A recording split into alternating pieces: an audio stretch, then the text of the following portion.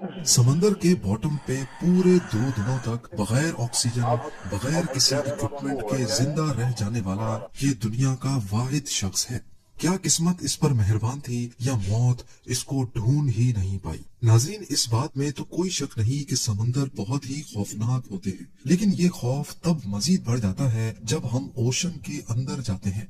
जैसे जैसे अंदर जाएंगे ये समंदर उतना ही तन्हा, भयानक और इंसानी जान लेने के लिए बेताब होता जाएगा। ओशन का 80% हिस्सा वो है जहां आज तक कोई इंसान नहीं जा पाया और जाहिर है कोई जाना भी नहीं चाहता। लेकिन उसके बावजूद भी कश्तियां, बहरी जहाज और हत्ता के पैसेंजर से भरे पूरे के पूरे एरोप्लेन्स भी समंदर की गहराइयों में डूब चुके हैं, जहां से जिंदा वापस लौटकर कोई नहीं आ पाया। पर आज की कहानी इस शख्स के गिर्द घूमेगी जो एक ही वक्त में दुनिया का खुश नसीब शख्स भी है और बदनसीब भी। नाइजीरिया से ताल्लुक रखने वाला हैरिसन और जेग्बा ओकेन नामी ये शख्स एक टग बोट पर बावर्ची की जॉब करता था। 26 मई 2013 को टग बोट 12 क्रू मेंबर्स के साथ गल्फ ऑफ गिनी में एक ऑयल टैंकर की मदद करने के लिए रवाना होती है, जिसमें हैरिसन भी मौजूद था। नाइजीरिया के साहिल से 32 किलोमीटर दूर गल्फ ऑफ गिनी में बताई गई लोकेशन पे एक ऑयल टैंकर फंस चुका था। ये टग बोट ऑपरेटर्स के लिए एक रूटीन जॉब होती है, क्योंकि इनका काम ही शिप्स को टो करना या उनको कम पानी से निकालने का होता है। पर आज का दिन इनके लिए किसी भी तरह से नॉर्मल नहीं था। इस वक्त सुबह के 4:30 बज रहे थे और मामूल के मुताबिक उन्होंने ऑयल टैंकर को रस्सों की मदद से टो करना शुरू किया। अभी वो आगे बढ़ते कि अचानक समंदर में से एक बहुत बड़ी खौफनाक लहर उठी और टग बोट पर आ गिरी।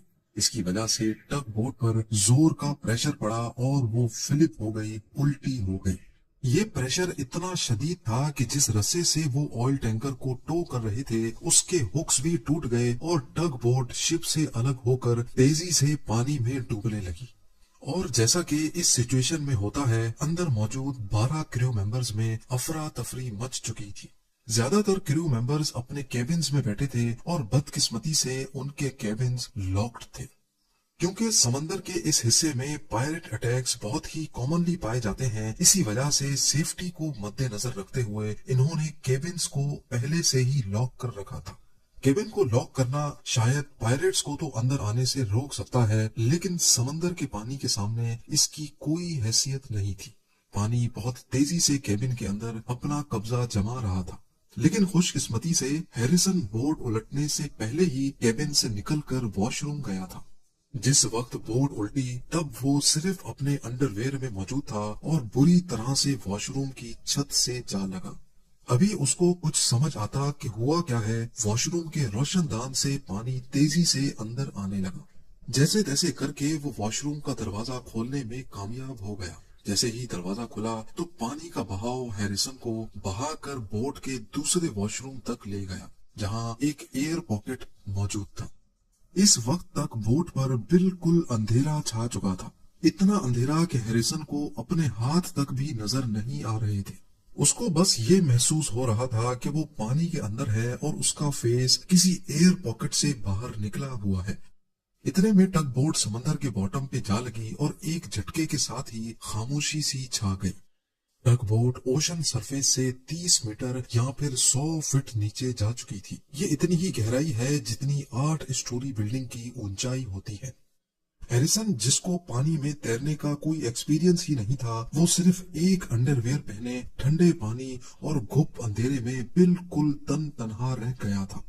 उसको मालूम था कि उसके बचने का चांस ना होने के बराबर है, क्योंकि जिस एयर पॉकेट में वो सांस ले रहा था वो किसी भी वक्त पानी से भर सकता था। जैसे तैसे करके उसने यहाँ से निकलने का फैसला किया। हाथों से चीजों को फील करके अंडर वाटर जाकर उसने हैरत अंगेज तौर पे एक और जगह तलाश की जहां कंपैरेटिवली ज्यादा बड़ा एयर पॉकेट था। ये टग बोट के इंजीनियर का ऑफिस था, जहां उसने ठहरने का फैसला किया। ना कुछ खाने को, ना पीने को, और ऑक्सीजन सप्लाई सिर्फ इतनी जितना एयर पॉकेट में ऑक्सीजन था। ये एयर पॉकेट सिर्फ 1.2 मीटर्स बड़ा था। इतनी कम जगह में आखिर कितना ऑक्सीजन होगा जो हैरिसन को जिंदा रख पाएगा। जाहिर है उसके बचने का चांस यहाँ भी बहुत कम ही था। अभी वो इस खौफ में ही था कि उसको कुछ आवाजें सुनाई दी। जी हाँ, ये शार्क्स की आवाजें थीं जो किसी चीज को खा रही थी। हैरिसन ने देखा तो नहीं, पर उसको पक्का यकीन था कि शार्क उसके साथियों तक पहुंचने में कामयाब हो गई है। हैरिसन जो मौत के मुंह के अंदर जिंदा मौजूद था, उसने अब अपना दिमाग चलाना शुरू किया। हाथ पांव मारने पर उसको कोक के कुछ तैरते हुए कैन मिले, जो उसने पीकर अपने आप को डिहाइड्रेट होने से बचा लिया। उसके बाद उसको तैरता हुआ मैट्रेस मिला, जिसके ऊपर लेटकर उसने अपनी चेस्ट को पानी से बाहर निकाल लिया। थोड़ी और देर तक अगर वो ठंडे पानी में रहता तो हाइपोथर्मिया का शिकार हो जाता। इस कंडीशन में बॉडी की सारी हीट निकल जाती है, जिसका नतीजा मौत के सिवा कुछ नहीं है। डिहाइड्रेशन और हाइपोथर्मिया से तो वो बचने में कामयाब हो गया था, लेकिन एक चीज ऐसी थी जिसका कोई सॉल्यूशन नहीं मिल रहा था, और वो चीज थी ऑक्सीजन। एयर पॉकेट में ऑक्सीजन का लेवल तेजी से गिरता जा रहा था। जितने छोटे पॉकेट में वो मौजूद था, एक एस्टिमेट के हिसाब से उसमें सिर्फ इतना ऑक्सीजन था जिसमें एक इंसान सिर्फ 60 घंटों तक जिंदा रह सकता है। हैरिसन ओशन में 30 मीटर नीचे टग बोट के एक छोटे से कमरे में एक छोटे से एयर पॉकेट के अंदर जिंदा मौजूद था। इस हादसे को 2 दिन गुजर चुके थे। ऑक्सीजन सप्लाई जो पहले ही बहुत लिमिटेड थी, वो अब सिर्फ चंद घंटों की मेहमान थी। हैरिसन इस अंधेरे में अब सिर्फ अपनी मौत का इंतजार कर रहा था। अपनी जिंदगी के इन बदतरीन 2 दिनों के बाद जब वो मरने के बिल्कुल करीब करीब ही था, तो फाइनली उसको एक दस्तक सुनाई थी। नॉक की आवाज आई। ऑयल टैंकर के क्रू ने डाइवर्स की एक टीम भेजी थी, जो टग बोट के मलबे में लाशें ढूंढने आए थे। उनको इस बात का बिल्कुल भी इल्म नहीं था कि मलबे में एक शख्स 2 दिनों के बाद भी जिंदा मौजूद होगा। इतने में हैरिसन को इंजीनियर के रूम में पानी के अंदर से रोशनी दिखाई दी। उसकी खुशी की इंतहा नहीं थी जब उसने अपने सामने एक रेस्क्यू डाइवर को पानी से बाहर आते देखा। डाइवर का कहना था कि हैरिसन इस वक्त मौत से सिर्फ चंद मिनट दूर था, और उसकी बॉडी इतनी एग्जॉस्ट हो चुकी थी कि वो अपनी आंखें भी नहीं खोल पा रहा था। डाइवर ने फौरन उसको ऑक्सीजन हेलमेट पहनाया और उसके ऑक्सीजन लेवल्स को नॉर्मल करने की कोशिश की। हैरिसन को फौरन समंदर से बाहर नहीं निकाला गया, क्योंकि सडन प्रेशर चेंज की वजह से उसका हार्ट फेल भी हो सकता था।